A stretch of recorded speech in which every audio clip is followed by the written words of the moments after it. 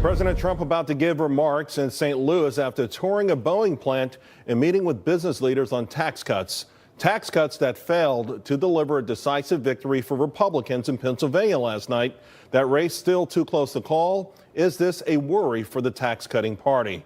Welcome, everyone. I'm Charles Payne in for Neil Cavuto, and this is Your World. We've got Fox team coverage for Blake Berman at the White House on the president's message and Molly Line in Pennsylvania, where everyone is waiting for the final results. We begin with Blake at the White House. Blake. Hey there, Charles. And the White House clearly trying to shift the message today back to the economy. It's been quite the 24 hours for this White House, starting with the firing of the Secretary of State, Rex Tillerson, and as you mentioned, the loss last night in Pennsylvania. Today, though, they are trying to get the message back onto the economy as the president is touring that Boeing plant in St. Louis, Missouri. The White House feels that the tax cuts is a winning message, and that is why they will continue events like this throughout the year, heading into the midterms as well. So this is one phase of it. The other, the huge economic news as it relates to Larry Kudlow. The White House officially announcing just minutes ago that Kudlow will indeed be the next NEC head, replacing Gary Cohn, who resigned just last week. Kudlow is doing an interview that is ongoing, I believe, at this moment, in which Kudlow says he was first approached by President Trump on Sunday and was officially offered the position last night. Kudlow is no stranger to the president at all. These two have been friends, as the president said yesterday, for quite some time. In fact, Kudlow was one of the earliest supporters of this president as he helped shape his economic message during the campaign and was one of the handful who helped write his tax cut plan during the campaign. What still remains an issue at this point is when exactly Kudlow will officially assume his role. He did say that he will be here in Washington tonight. However, in a statement just a little while ago, the press secretary, Sarah Sanders, writing the following, saying, quote, "We will work to have an orderly transition and will keep everyone posted on the timing of him officially assuming the role."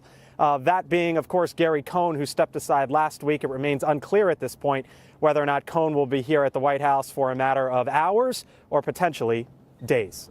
Charles? Blake, unlike others, in this particular case, Larry Kudlow does not need any form of confirmation, so he should be ready to take the position soon, right? Does not need any confirmation whatsoever. This is much different than what Mike Pompeo and Gina Haspel will have to go through, and much different, obviously, than whoever replaces Hope Hicks, what that person would have to go through as well. Of course, Kudlow, though, will have to get a security clearance, and there are potential pitfalls, with his past. Sure. Charles? Blake, thank you very much. Now to Pennsylvania, where the results of that special election are still too close to call. So are we headed for a recount? Molly Line is in Carnegie, Pennsylvania, where the folks there anxiously await the final results. Molly. Well, State Rep Rick Saccone has vowed to fight on, and in this case, the National Party has his back as well. The NRCC, the National Republican Congressional Committee chairman, says, or communications director Matt Gorman says, we are absolutely not conceding. They're waiting for provisional ballots to be counted by Friday, and a recount has not been ruled out at this time. I spoke with one attorney that says he was asked by the Saccone camp to watch the overnight count of absentee ballots that went on in Washington County. Ultimately, it was the Democrat Conor Lamb that picked up a few votes overnight. But the process in his eyes was far from perfect. More broadly, this attorney also tells me he heard of multiple irregularities and would not be surprised to see legal challenges in the coming days. Meanwhile, the Democratic victory, or likely victory at this point in time, in this once reliably red district is reverberating in Washington. It's a 20-point Trump district. That's a wake-up call. It sure is. I think in some ways it was a wake-up call, but I wouldn't go any further than that. And one thing worth noting is that this district literally is not long for the world. It will not exist as it is drawn today, and each of these candidates, Lamb and Saccone, as they move forward, will, if they potentially run in May primaries, will be running in a newly drawn district due to a Supreme Court case. The Supreme Court has ruled this new map after ruling that the previous district lines were the result of gerrymandering via the GOP, and the GOP is challenging that as well here in Pennsylvania. So very busy in the Pennsylvania courtrooms right now. Charles? Yeah, thank you very much. As if we needed any more confusion, Molly. Appreciate it. Well, some Democrats claiming the GOP tax cuts backfired in Pennsylvania, but did they? to Democratic strategist Richard Goodstein, Madison Gesiotto, and the conservative views Tom Borelli. Richard, I know Democrats taking a victory lap no matter what the final count is. Obviously, Lamb did very well, but I think he sort of championed these tax cuts too, and along with a whole lot of other conservative positions. Yeah, I think the suggestion that the tax cuts were what cost Rick Saccone or that wanted for Conor Lamb is wrong. What wanted for Conor Lamb is that Donald Trump is historically unpopular. Period. Yeah, he came into the district over the weekend and maybe caused it to kind of tighten a little bit.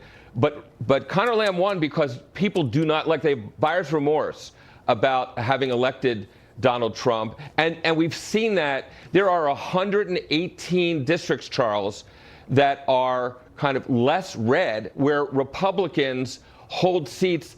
Those people to a one are in jeopardy. If you won by 5 or 10 or 15 and you're a Republican, you won by that little last time, you got to look at this race. If there's this 20-point swing, you go, why am I going to knock my head against a wall to be embarrassed this fall? Madison, I mean, that would make sense if Conor Lamb didn't run on a pro-gun, pro-tariff, pro-tax cut, anti-abortion platform. And if you didn't know any better, you might have thought he was the Republican candidate. Right, and a lot of people have been saying that, but what I think the main focus should be here is the fact that special elections, as we've seen time and time again, are not always indicative of what we're going to see in the midterms. We always have lower turnout in the special elections. A lot of people don't know what's going on and don't come out to vote. And so what I think the Republican Party should focus on is making sure not only in the midterms, but moving forward in other special elections, that they make sure they get out the vote. Make sure people realize that when we look at elections like Pennsylvania 18, every single vote really does count. I don't think I can emphasize that enough. And just focusing on something like tax cuts, which of course is incredible.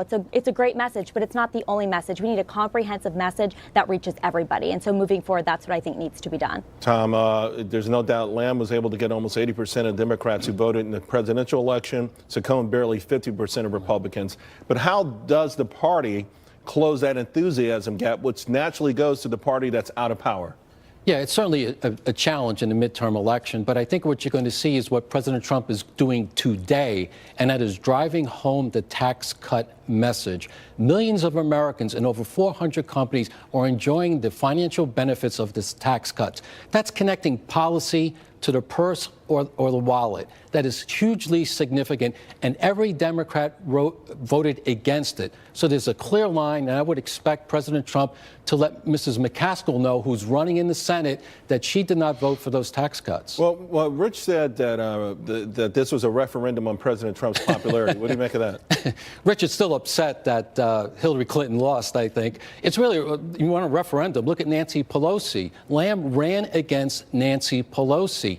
That's very different than that open seat in Georgia when Handel beat Ossoff, because it became a national election about Nancy Pelosi. Lamb was very smart to keep it local and away from Nancy Pelosi. In fact, he said he'd vote against her. Richard, isn't that the conundrum for Democrats? Can't unless every Democrat in the midterm runs as a pro-gun, anti-abortion, pro-tax cut, pro-tariff, pro-tax cuts person, maybe the party has a problem. And by the way, anti-Nancy Pelosi candidate as well. Well, you packed a lot in there, Charles. Look, the fact of the matter is, not every district that's going to be up for grabs is like this one in Western Pennsylvania, which has values that are different, say, from the suburbs of Philadelphia even, let alone across the country. But there's a reason that Republican House members are retiring in record numbers. There's a reason that Democratic challengers are outraising Republican incumbents by record numbers. It's because there's this wave. I think, honestly, Charles, Republicans are whistling past the graveyard every time there's a loss. Well, Roy Moore was a pedophile. Well, Ed Gillespie didn't embrace Trump enough. Well, Rick Saccone didn't raise enough money, even though the Republicans outraised Lamb by 5-1, I think. So honestly, I understand it's a tough pill to swallow, But you just have to admit it's just not shaping up to be a good year for Republicans for reasons having nothing to do with tax cuts, nothing to do with guns or anything else. It's just there's a wave sweeping, and it feels right now like it's going to be a tough one to stop. Well, but to that point, though, you pointed out the more obvious situations, and there was probably an asterisk next to all those examples that you used. 5-1 special elections in favor of the GOP as of last night, perhaps counting the last night for victory for Lamb. But this whole notion that somehow tax cuts are unpopular, that people are upset with them, belies everything that we're seeing from every survey out there, from consumer confidence to the stock market to the jobs report on Friday that saw 800,000 people, Richard, come back into the jobs market. There's something going on with enthusiasm in this nation, and you've got to say that the White House is largely responsible for it. And let me just make a quick point before you turn to your other guests. I think what's going to happen is Democrats will win, notwithstanding the fact that, yes, I think the tax cuts are relatively popular for now. I mean, again, I think most middle-class people aren't seeing a major change in their life, but they're prepared to see, okay, it's a little better. They'll take that. But I think despite that, Democrats are going to win. Of course, speaking of tax cuts, the live event that we're waiting for right now in St. Louis, Missouri, will see President Trump not only discuss the tax cuts and their positive implications thus far, but also the next move. A lot of folks would like to see a second round of tax cuts, and also there's talk about trying to make these permanent.